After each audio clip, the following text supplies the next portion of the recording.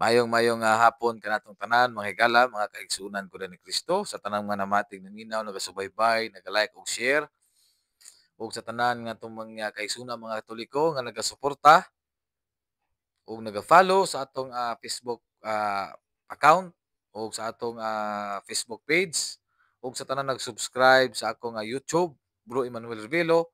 Akong itunod diha kaninyo ang mainiton akong pagpasalamat. Nagkasalamat maigsoon sa inyong pag-like ug share.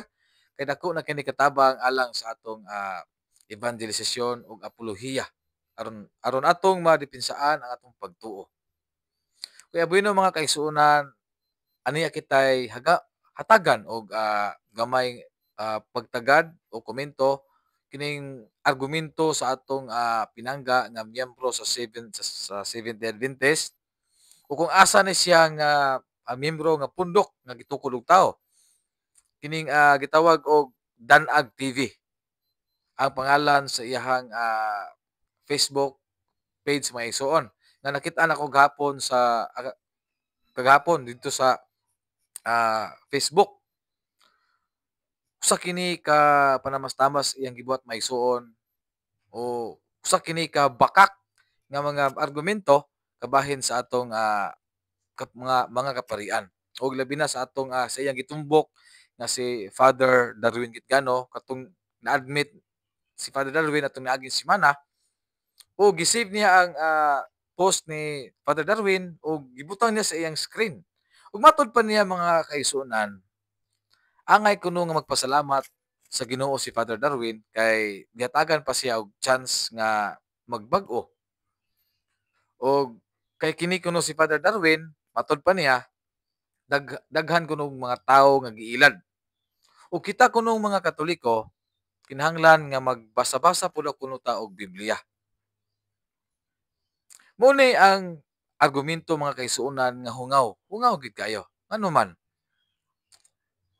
iya patang papasahon sa Biblia nga kada adlaw na ta magbasa og Biblia.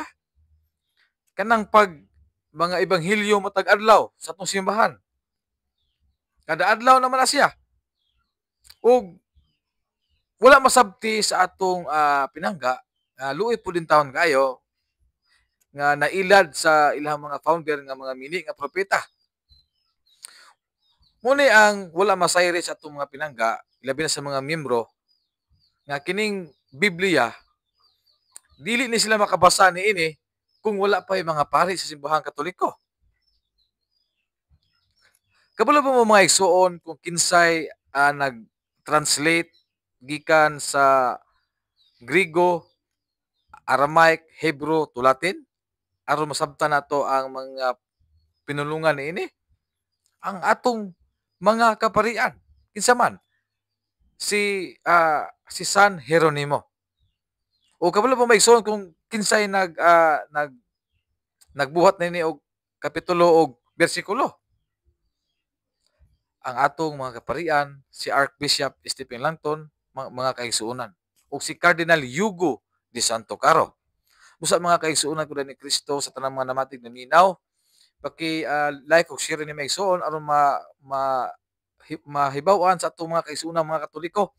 Kay basin niya og naay maila din tawana kay daghan na views ang iyahang video. Atong mahibaluan mga igsoon kining mga pundok ang ipantukod og tawo, wala gini sila sugua sa atong Ginoo. Bisan paglukpo na to ang tibuok balang kasulatan. Walay mabasa diha nga Biblia lang. Wala magtudlo ang atong Ginoong Kristo nga Biblia lang. O wala pa siya magsugo sa iyang mga apostoles nga pagtukod mo og inyong kaugalingong pundok nga iparehistro sa SEC. Ginoo nagpasidaan ang atong Ginoo nga pagbantay kamo kay maabot ang panahon manungha ang mga mini nga Mesiyas ug magdala-dala sa akong ngalan. Ug kinsa man ni karon maigsoon mo ning mga tawhana nga anaa sa atong kasamtangang panahon karon nga nakarehistro sa SEC.